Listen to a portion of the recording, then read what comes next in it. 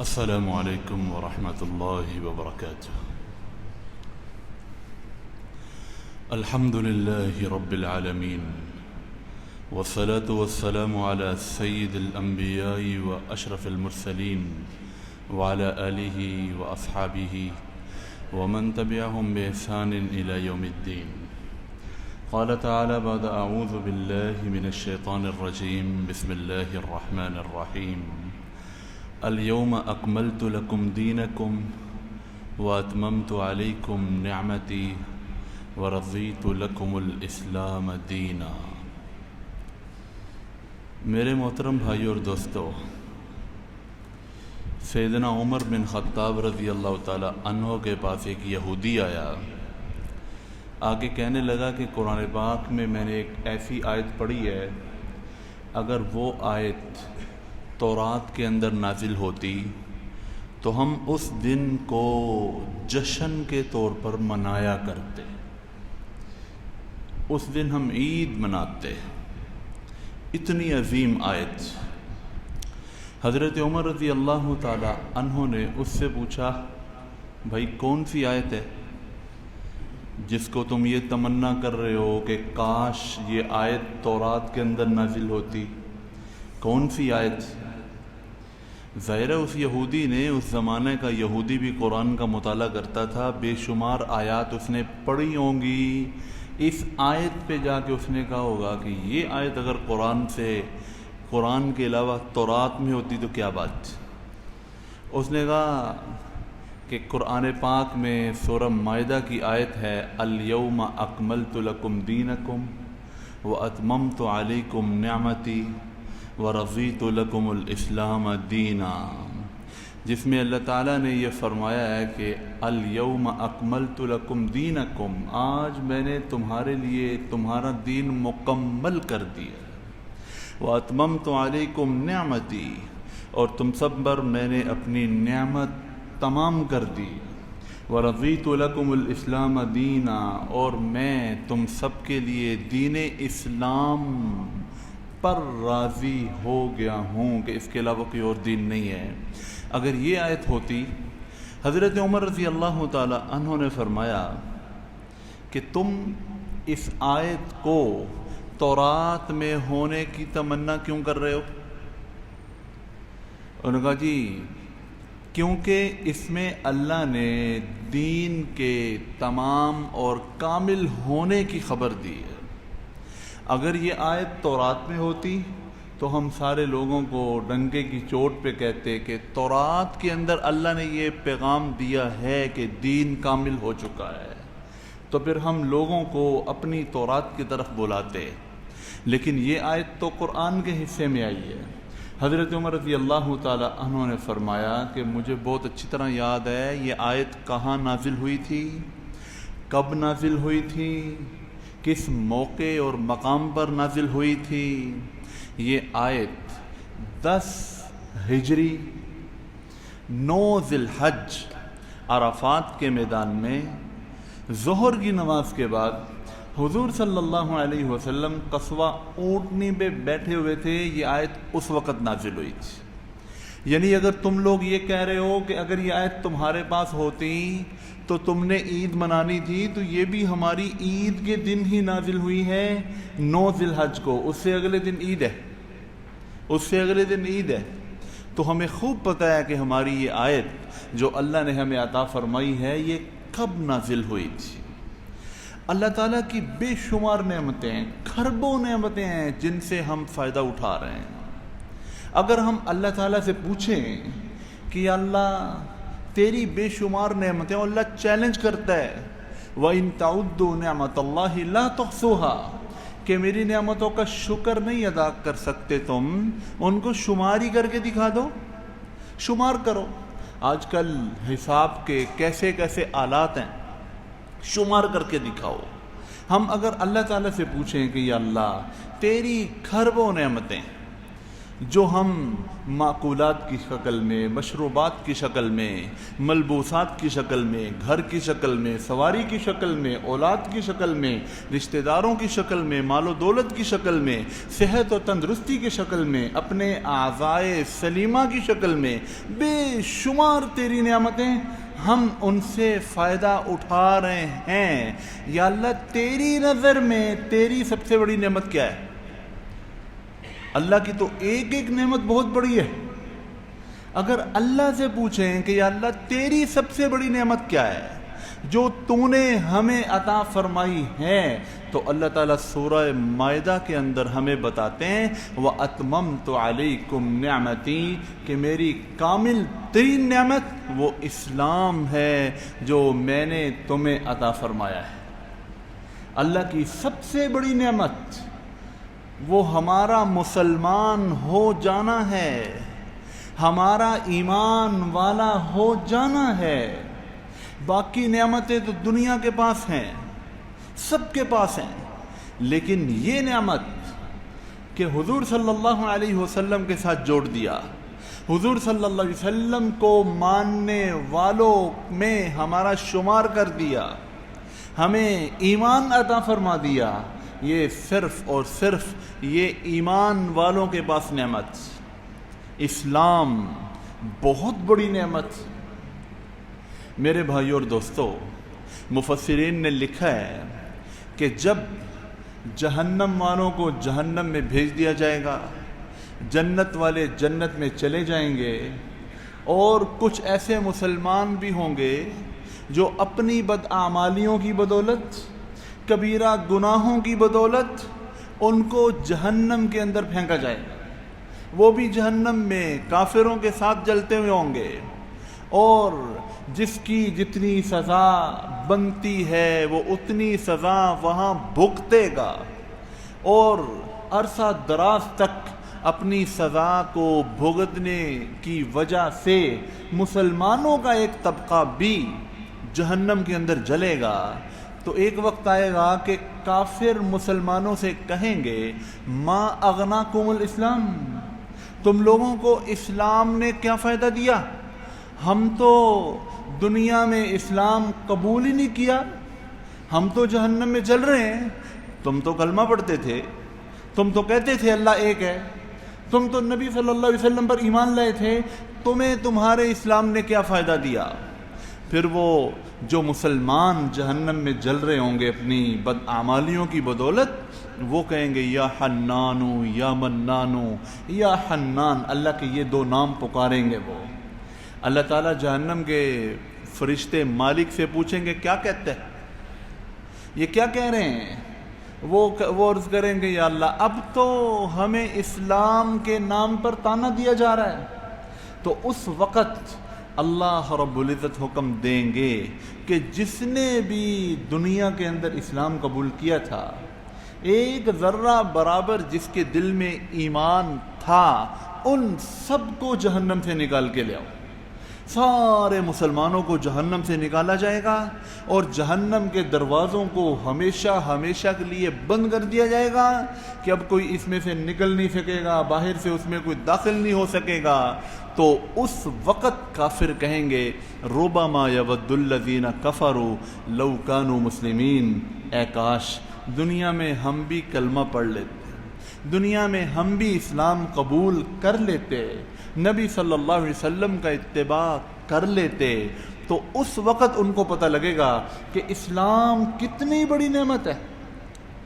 ساری کی ساری نعمتیں ہوں اور یہ نعمت نہ ہو، کوئی فائدہ نہیں۔ نعمتوں میں جتنی بھی کمی ہو، لیکن اسلام کی نعمت اپنی شان و شوکت کے ساتھ موجود ہو تو ساری نعمتوں کی کمی اللہ رب العزت پوری فرما دیتا ہے۔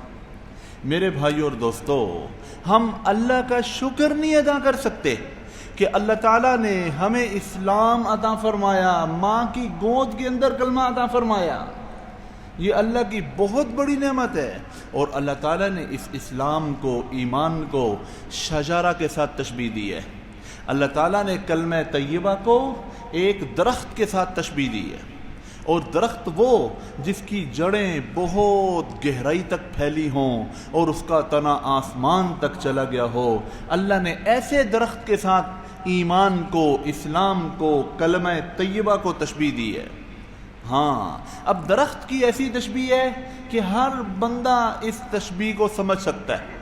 کوئی دنیا کے اندر بندہ یہ نہیں، ایسا نہیں ہے جس کو درخت کا پتہ نہ ہو۔ درخت اتنا عام ہے، اتنی اہم اور اتنی عام اللہ پاک نے تشبیہ دی کہ ہر ایک کو پتہ ہے کہ درخت کی کیا خصوصیات ہیں۔ درخت جتنی اس کی جڑیں مضبوط ہوں گی اتنا ہی اس کا تنا وہ تناور ہوگا، اتنا ہی اس کی اس کی نشو و نما بڑی ہوگی، اتنا ہی وہ مضبوط ہوگا، اتنا ہی وہ پھل لے کے آئے گا، سب کو پتہ ہے۔ تو اللہ تعالیٰ نے اسلام کو شجرہ طیبہ کے ساتھ تشبیہ دی ہے، ہاں، درخت کے ساتھ، اور یہ درخت انسان کے دل میں کاشت ہوتا ہے۔ باقی درخت وہ زمین پر کاشت ہوتے ہیں، لیکن اسلام کا درخت وہ دل پر کاشت ہوتا ہے۔ ایمان کی جگہ دل ہے، وہ دل سے پھر کونپلیں پھوٹتی ہیں، اس سے اعمال صالحہ کی شکل میں کلیاں کھلتی ہیں، پھول کھلتے ہیں، اور اچھے اخلاق کی شکل میں خوشبوئیں پھیلتی ہیں۔ یہ دل کی زمین پر کاشت ہوتا ہے۔ میں اور آپ وہ خوش قسمت لوگ ہیں کہ جو جب دنیا کے اندر آئے تھے تو پہلے دن ہی، پیدا ہوتے ہی ان کے کانوں میں اقامت اور اذان کی شکل میں اسلام کا بیج کاشت کر دیا گیا تھا۔ پودا لگانا مشکل نہیں ہے، پودا تو تھوڑی دیر کے اندر لگ جاتا ہے، لیکن اس پودے کی حفاظت کرنا، اس پودے کی نشو و نما کا خیال رکھنا، اس پودے کو پھیلانا، اس کو پھلتا اور پھولتا دیکھنا، اس پہ محنت کرنا، یہ محنت طلب کام ہے، یہ مشکل کام ہے۔ آپ کوئی پودا لے کے آتے ہیں، تھوڑی دیر لگتی ہے، آپ پودا لگا دیتے ہیں، لیکن جب آپ پودے کی طرف توجہ نہیں دیتے، آپ کی عدم توجہ کا شکار ہوتا ہے، اب اس کو پانی نہیں دیتے تو وہ پودا مرجھا جاتا ہے، اس کے پتے جھڑ جاتے ہیں۔ جب آپ اس پہ محنت نہیں کرتے تو اسلام کا پودا اللہ نے ہمیں عطا فرمایا، اور جتنے بھی پودے ہیں، جتنے بھی درخت ہیں، ان کو سب سے زیادہ فائدہ آسمان سے برسنے والے پانی سے ہوتا ہے۔ 4 مہینے تک کسان زمینی پانی اپنی فصلوں کو دیتا رہتا ہے، لیکن ایک بارش ہوتی ہے، ایک بارش ایسی رونق اس کی فصل کے اوپر لے کے آتی ہے کہ جو وہ اتنے 4 مہینے پانی دیتا رہا اس کا اس کو اتنا فائدہ نظر نہیں آتا جتنا ایک بارش کا فائدہ نظر آتا ہے، کیونکہ بارش آسمان سے نازل ہوتی ہے۔ آسمان سے نازل ہونے والا پانی جس طرح زمین پر اگنے والی فصلوں اور زمین پر اگنے والے پودوں کو شاداب کر دیتا ہے، سرسبز کر دیتا ہے، اور وہ لہلہانے لگتے ہیں اور وہ اپنی پوری رونق کے ساتھ نمودار ہو جاتے ہیں، اسی طرح جو دل پہ لگا ہوا اسلام کا پودا ہے اس کو بھی آسمان سے برسنے والی بارش ہی وہ نشو نما عطا کرتی ہے اور اس میں رونق لے کے آتی ہے۔ اور وہ آسمان سے برسنے والی بارش وہ کیا ہے؟ وہ اللہ کا کلام ہے، وہ قرآن پاک ہے۔ قرآن پاک اس اسلام کے پودے کا پانی ہے۔ قرآن پاک کے ساتھ جس کا جتنا زیادہ تعلق ہوگا اس کا یہ پودا اتنا سرسبز ہوگا، اتنا شاداب ہوگا، اتنی اس میں بہار ہوگی، اتنا اس کے کردار کے اندر وہ مہکے گا، اتنا ہی وہ بندہ سب سے الگ نظر آئے گا جس کے اندر قرآن کا پانی جس نے اپنے پودے اسلام کو دیا ہوگا۔ تو یہ اللہ نے جو ہمیں قرآن عطا فرمایا ہے یہ آسمانی بارش ہے، اور زمین پر جتنے بھی ہمارے پودے ہیں ان کے لیے بارش کا اترنا وہ ہمارے اختیار میں نہیں ہے۔ اللہ تعالیٰ جب بارش برسا دیں اس وقت ہی ہماری زمین لہلہائے گی، ہماری فصلیں اس سے فائدہ اٹھائیں گی۔ اگر بارش نہیں ہوتی تو ہم کیا کر سکتے ہیں؟ لیکن یہ جو ہمارے دل کے اندر اللہ تعالیٰ نے اسلام کا پودا عطا فرمایا ہے، اس کی بارش اللہ نے ہمیں عطا فرمائی ہوئی ہے، ہمارے اختیار میں ہے، قرآن پاک ہمارے پاس ہے۔ ہم جب چاہیں قرآن پاک کی تلاوت کر کے، قرآن پاک کے مضامین کو پڑھ کے ہم اپنے پودے پر بارش کر سکتے ہیں۔ اور یہ جو دینی مجالس ہوتی ہیں جس میں قرآن کی باتیں ہوتی ہیں، یہ مجالس، ان سے ایمان تازہ ہوتا ہے، ان سے اس پودے کو، اسلام کے پودے کو نشو و نما ملتی ہے، ایمان تازہ ہوتا ہے۔ صحابہ رضی اللہ تعالی عنہم اجمعین وہ بھی ایک دوسرے سے کہا کرتے تھے تعال نؤمن سعدا، او قرآن کی باتیں کرتے ہیں، اسلام کی باتیں کرتے ہیں، تاکہ ہمارے اسلام کے پودے کو نشو و نما ملے، وہ مہکے، اس میں طاقت آئے۔ تو میرے محترم بھائی اور دوستو، یہ قرآن جتنا ہمارا اس سے گہرا تعلق ہوگا، اتنا ہی ہمارا اسلام جاندار ہوگا، اتنا ہی ہمارا اسلام مضبوط ہوگا۔ اللہ نے یہ ہمیں بہت بڑی نعمت عطا فرمائی ہے، تو ہم اس کی طرف متوجہ ہوں، اس کی تلاوت کو اپنا معمول بنائیں، ہم اس کے معانی کو سمجھنے کی کوشش کریں کہ اللہ تعالی ہم سے کیا کہہ رہا ہے۔ کم از کم یا ایھا الذین آمنو قرآن پاک میں جتنے آتے ہیں، اللہ تعالیٰ نے اے ایمان والو کہہ کے ہمیں خطاب کیا ہے، ہمیں اس کا پتہ ہونا چاہیے کہ اللہ تعالیٰ یا ایھا الذین آمنو کہہ کے ہم سے کیا مطالبہ کر رہا ہے، اللہ تعالیٰ ہمیں کیا فرما رہا ہے، پورا نہیں تو کم از کم یا ایھا الذین آمنو کا ہمیں ترجمہ معلوم ہونا چاہیے جتنی بھی آیات ہیں، اور ہم جو روز مرہ صورتیں پڑھتے ہیں کم از کم ان کا ترجمہ۔ اگر کوئی آدمی روزانہ سورہ یاسین کا اہتمام کر رہا ہے، اس کو سورہ یاسین کا ترجمہ آتا ہو تو کتنی اچھی بات ہے، اور نماز کے اندر ہم جو قرآن پڑھ رہے ہیں ہمیں اس کا ترجمہ آتا ہو تو کتنی اچھی بات ہے، ہماری نماز کے اندر جان پڑ جائے گی۔ اللہ تعالیٰ تو فرماتا ہے قسمت الصلاۃ بینی و بین عبدی، میں نے نماز کو اپنے اور اپنے بندے کے درمیان تقسیم کر لیا ہے۔ جب بندہ الحمدللہ رب العالمین پڑھتا ہے تو میں اس کے جواب میں کہتا ہوں حمیدنی عبدی، جب وہ الرحمن الرحیم کہتا ہے میں کہتا ہوں مجدنی عبدی، جب وہ مالک یوم الدین کہتا ہے میں کہتا ہوں اثنا علی عبدی مجدنی عبدی، جب وہ ایاک نعبد و ایاک نستعین کہتا ہے میں کہتا ہوں ھذا بینی و بین عبدی ولعبدی ما سأل۔ یعنی ہم نماز جب پڑھ رہے ہوتے ہیں تو ہم اللہ رب العزت سے باتیں کر رہے ہوتے ہیں، تو کتنی محرومی کی بات ہے کہ ہم تو اللہ سے باتیں کر رہے ہیں، ہمیں حضور صلی اللہ علیہ وسلم نے یہ بتایا تم اللہ سے باتیں کر رہے ہوتے ہو، تمہیں ایک سوال کا، ایک بات کا اللہ کی طرف سے جواب مل رہا ہوتا ہے، لیکن ہمیں پتہ ہی نہ ہو کہ ہم باتیں کیا کر رہے ہیں، ہم کیا باتیں کر رہے ہیں، ہم ایسے ہی بس طوطے کی تو اس کے رٹے کی طرح پڑھتے جا رہے ہیں۔ ہمیں پتہ ہونا چاہیے کہ ہم کیا پڑھ رہے ہیں، تو یہ تھوڑی سی محنت کرنا پڑے گی، ہماری نماز جاندار بن جائے گی۔ ہم قرآن پاک سے اپنے تعلق کو مضبوط کریں۔ ہاں، تو یہ اللہ تعالیٰ نے ہمیں عظیم نعمت عطا فرمائی ہے، اور ہم سب کے سب جا رہے ہیں آخرت کی طرف، سب کچھ چھوڑ چھاڑ کے دنیا کے اندر ہی جا رہے ہیں، اور یہی چیزیں کام آنی ہیں۔ آج ہمارا سارا وقت وہ فضولیات کے اندر لگ رہا ہے، کتابوں کے مطالعے کا معمول بنائیں، کوئی نہ کوئی کتاب، کوئی نہ کوئی تفسیر وہ ہمارے مطالعے کے اندر ہو، اس سے بہت فائدہ ہوتا ہے۔ ہم جب کسی عالم کی، کسی اللہ والے کی کتاب کا مطالعہ کر رہے ہوتے ہیں یا کسی شخصیت کے احوال پڑھ رہے ہوتے ہیں تو ہم عجیب کیفیات کا مشاہدہ کرتے ہیں، گویا ہم اس بندے کے ساتھ اٹھ بیٹھ رہے ہیں، اس کے حالات پڑھتے ہوئے ہمارے اوپر عجیب اثرات ہوتے ہیں۔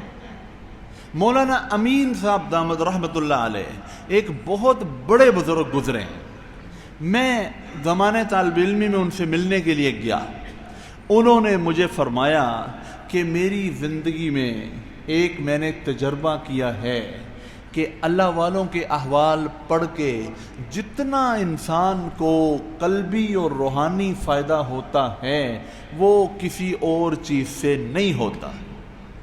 جب انسان پڑھتا ہے، جب سیرت پڑھتا ہے، صحابہ رضی اللہ تعالیٰ عنہ کے حالات پڑھتا ہے، اس کا جو فائدہ ہوتا ہے وہ کسی اور چیز سے نہیں ہوتا۔ تو میرے بھائی اور دوستو، ہم اپنی زندگی کا رخ بدلیں۔ اچانک اموات آج کل بہت ہو رہی ہیں، اچانک موتیں، پتہ لگتا ہے جی اچانک فلاں کو یہ ہو گیا اور وہ گیا. کتنے ایسے لوگ ہیں، ہم ہر روز اس طرح کے واقعات دیکھ رہے ہیں. تو ہمیں اب پلٹنا ہے، اللہ کی طرف پلٹنا ہے، رسول اللہ صلی اللہ علیہ وسلم کی طرف پلٹنا ہے. اس کے بغیر کوئی چارہ ہی نہیں، اس کے بغیر کوئی چارہ نہیں. اللہ نے جو عظیم نعمت اسلام کی شکل ہمیں عطا فرمائی ہے، اس کی قدردانی کرنی ہے. ہم نے بڑی بے قدری کی ہے، بہت بے قدری کی ہے. اس سے بڑی نعمت کوئی نہیں. اللہ کہتا ہے وَأَتْمَمْتُ عَلَيْكُمْ نِعْمَتِي، یہ اللہ کی کامل ترین مکمل نعمت ہے. ساری نعمتیں ایک طرف اور یہ ایک طرف، ساری کی ساری خوشیوں، ساری کی ساری کامیابیوں، ساری کی ساری سعادتوں کا انحصار اس ایمان والی نعمت پر ہے. اسی نعمت کے وجہ سے انسان کو جنت میں داخلہ نصیب ہوگا، حضور صلی اللہ علیہ وسلم کا پڑوس نصیب ہوگا، صحابہ رضی اللہ تعالیٰ عنہ کے ساتھ بیٹھنا نصیب ہوگا، اور ان کے ساتھ بیٹھ کر دعوتیں اڑانا اور کھانا نصیب ہوگا. اسی نعمت کی بنیاد پر ساری کامیابیوں کی چابی ایمان اسلام اللہ نے مجھے آپ کو عطا فرما دی ہے. وہ کسی کے پاس ملک الموت آئے تو ملک الموت سے انہوں نے کہا کہ جب آپ آتے ہیں اچانک ہی آ جاتے ہیں، کوئی تھوڑا سا پہلے پیغام بھیج دیا کرو، بتا دیا کرو کہ میں نے آنا ہے، تاکہ اگلا بندہ کوئی نفل پڑھ لے، کوئی توبہ کر لے، کوئی استغفار کر لے، اللہ کے ساتھ اور اللہ کے بندوں کے ساتھ معاملہ ٹھیک کر لے. ملک الموت نے کہا کہ میں بغیر قاصد کے کبھی نہیں آتا. ہر بندے کے پاس میں 4 قاصد بھیجتا ہوں کہ میں آ رہا ہوں. ہر بندے کے پاس میں 4 قاصد بھیجتا ہوں، اس کے بعد میں آتا ہوں. 4 قاصد بھیجنے سے پہلے میں نہیں آتا. انہوں نے کون سے قاصد؟ انہوں نے کہا جی میرے نزدیک انسان کا جو وجود ہے وہ مختلف اعضاء کا مجموعہ ہے، یعنی کہ پورے اعضاء کا مل کر ایک خاندان ہے، اور یہ پورا خاندان، اس میں سے کوئی ایک عضو، کوئی ایک صفت جب چھن جاتی ہے، گویا خاندان کا ایک فرد وہ مر جاتا ہے. کسی کا دانت ٹوٹ گیا، اس بات کی علامت ہے کہ موت قریب ہے. کسی کے بال سفید ہو گئے، سیاہی مر گئی. کوئی آدمی بوڑھا ہو گیا، جوانی مر گئی. کوئی جوان ہو گیا، اس کا بچپن مر گیا.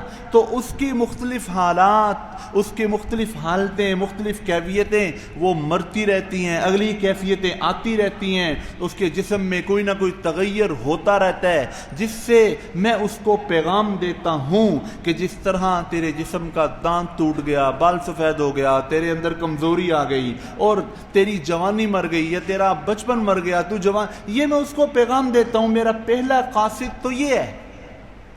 اور دوسرا قاصد یہ ہے کہ اس کے دوست احباب میں سے کسی کو وہ مرتا ہوا ضرور دیکھتا ہے.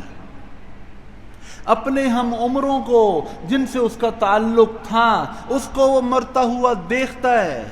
میں اس میں سے کسی کو مارتا ہوں اور یہ خود اپنے ہاتھ سے جا کے اس کو دفنا کے آتا ہے. تو میرا دوسرا قاصد اسی کے ہم عمروں کا، اس کے تعلق والوں کا مر جانا ہے. اور تیسرا قاصد وہ میرا، اس کے رشتہ داروں، اس کے جو سگے رشتے ہیں ان کا چلے جانا ہے. خالہ فوت ہو گئی، دادا فوت ہو گئے، نانی فوت ہو گئی، کوئی نہ کوئی اس کے جو عزیز رشتہ دار ہیں وہ اس کے سامنے مرتے ہیں. یہ میرا تیسرا قاصد. اور میرا چوتھا قاصد وہ یہ ہے کہ اس کے گھر کی 4 دیواری میں سے کسی کو میں اچکتا ہوں. اس کی بہن گئی، بھائی فوت ہو گیا، بیٹا فوت ہو گیا، والد صاحب فوت ہو گئے، اس کی اپنی فیملی میں سے کوئی جاتا ہے، دادا ابو فوت ہو گئے جو ان کے ساتھ رہ رہے تھے. تو میں یہ 4 قاصد بھیجتا ہوں، لیکن مصیبت یہ ہے کہ پھر بھی نہیں سمجھتے، پھر بھی نہیں سنبھلتے. ملک الموت کہنے لگا کہ آپ نے مجھ سے سوال کیا، میں نے اس کا جواب دیا، اب میں آپ سے ایک سوال کروں، آپ اس کا جواب دو۔ آپ کو اللہ نے بصیرت عطا فرمائی ہے، کہا ہاں آپ کا کیا سوال ہے؟ ملک الموت نے اس بندے سے کہا میرا سوال یہ ہے کہ یہ بندے سنبھلتے کیوں نہیں ہیں؟ میرے پے در پہ قاصد پر قاصد بھیجنے کے باوجود یہ سنبھلتے کیوں نہیں ہیں؟ ہر ایک بندہ اگر سوچے وہ محسوس کرے گا کہ واقعی یہ 4 قاصد میں نے موت کے دیکھے ہیں، لیکن وہ اپنا رخ موت قبر کی طرف رخ تیاری کا کیوں نہیں کرتے؟ وہ دنیا میں ویسے کیوں مگن رہتے ہیں؟ مجھے یہ سمجھ نہیں آتی۔ انہوں نے کہا اس کی ایک وجہ ہے۔ کیا وجہ ہے کہ یہ سنبھلتے کیوں نہیں ہیں؟ انہوں نے کہا اس کی وجہ یہ ہے کہ یہ سارے کے سارے نشئی ہیں۔ انہوں نے کہا نشئی ہیں؟ ہاں سارے کے سارے نشے میں ڈوبے ہوئے ہیں۔ کوئی مال کمانے کے نشے میں ہے، کوئی عہدے ڈگری کو حاصل کرنے کے نشے میں ہے، کوئی اپنا بینک بیلنس بڑھانے کے نشے میں ہے، کوئی اقتدار کے نشے میں ہے، کوئی جوانی کے نشے میں ہے، کوئی رنگ رنگیاں منانے کے نشے میں ہے، کوئی اپنی خواہشات کو پورا کرنے کے نشے میں ہے۔ یہ سارے کے سارے نشئی ہیں، نشے میں ڈوبے ہوئے ہیں۔ نشئیوں کو نہیں پتا ہوتا کہ ادھر ادھر کیا ہو رہا ہے، یہ سب نشے میں ڈوبے ہوئے ہیں۔ اس نے کہا پھر ان کو نشے سے کیسے نکالا جا سکتا ہے؟ اور نشے سے نکالا جا سکتا ہے، اس کے 2 طریقے ہیں۔ ایک طریقہ ملک الموت آپ کے پاس ہے، دوسرا طریقہ میرے پاس ہے۔ ملک الموت نے کہا جو طریقہ میرے پاس ہے وہ بتاؤ۔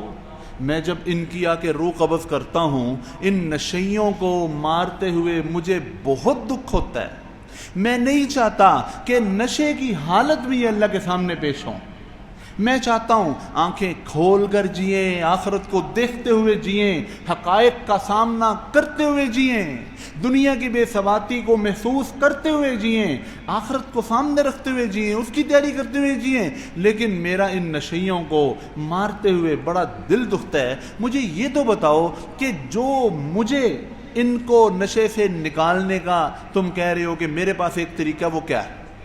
انہوں نے کہا وہ یہ ہے کہ جب تم ان کی شہرت کو آ کے دباتے ہو، جب ان کو موت نظر آتی ہے، اس وقت ان کا نشہ ٹوٹ جاتا ہے، اس وقت ان کو پتہ لگتا ہے۔ اس نے کہا اس وقت کا تو فائدہ کوئی نہیں۔ اس وقت تو فرعون نے بھی کہا تھا آمنت بالذی آمنت بہ بنو اسرائیل، جس رب پہ بنو اسرائیل ایمان لائے ہیں میں بھی اس پر ایمان لے آیا۔ وہ تو فرعون نے بھی کہا تھا، اس کا تو فائدہ کوئی نہیں۔ عبد الملک بن مروان جب مر رہا تھا، بڑا بادشاہ تھا، مرتے ہوئے کہتا ہے اے کاش میں بادشاہ نہ ہوتا، دھوبی ہوتا۔ نظر آ رہا تھا کہ بادشاہت کی وجہ سے کتنی بڑی بڑی کوتاہیاں ہو گئی، اے کاش میں بادشاہ نہ ہوتا، دھوبی ہوتا۔ اس وقت کے ایک بزرگ تھے ابو حازم رحمۃ اللہ علیہ، انہوں نے بڑی عجیب بات ارشاد فرمائی۔ انہوں نے کہا یا اللہ تیرا شکر ہے کہ بادشاہ لوگ مرتے وقت فقیر ہونے کی، دھوبی ہونے کی دعا اور تمنا کر رہے ہیں، لیکن تو نے ہم اللہ والوں کو جن حالات میں رکھا ہے، ہم غریب ہوتے ہوئے بھی بادشاہ بننے کی طلب نہیں کر رہے، کیونکہ جو سکون اور عزت تو نے ہمیں عطا فرمائی ہے، جو اطمینان، وہ تو ان کو بھی نصیب نہیں۔ تو ملک الموت نے کہا کہ میرے پاس جو طریقہ ہے ان کو نشے سے نکالنے کا، اس کا تو ان کو فائدہ کوئی نہیں ہوتا۔ جب میں آ جاتا ہوں پھر تو ان کی توبہ کی مہلت ختم ہو جاتی ہے۔ جو تمہارے پاس طریقہ وہ بتاؤ۔ انہوں نے کہا میرے پاس طریقہ دعوت اللہ کا ہے کہ ان کو اللہ کی طرف بلایا جاتا ہے، قرآن کی آیات سنائی جاتی ہیں، لیکن مسئلہ یہ ہے کہ نشے سے ایسے یہ جو ہے وہ ٹن ہوتے ہیں، ایسے یہ نشے کے اندر ہیں، کوئی کس نشے میں کوئی کس نشے میں، کہ ان پر وہ آیات بھی اثر نہیں کرتی۔ تو میرے بھائی اور دوستو، مرنے سے پہلے مرنے کے لیے تیار ہو جانا۔ حضرت اسرائیل علیہ السلام ان کو لسٹ دے دی گئی ہے، کب کس کے پاس جانا ہے، اللہ کا حکم ان کو آتا ہے اور ہمیں پتہ بھی نہیں ہوتا، اور آسمان پر نظام چل جاتا ہے۔ تو ضرورت اس بات کی ہے ہم سچی پکی توبہ کریں، اللہ کی طرف رجوع ہوں۔ اللہ تعالی ہم سب کو اپنے فضل سے دین اسلام کی قدر دانی کی توفیق عطا فرمائے، اس کے مطابق زندگی بسر کرنے کی توفیق عطا فرمائے۔ وآخر دعوانا الحمدللہ رب العالمین۔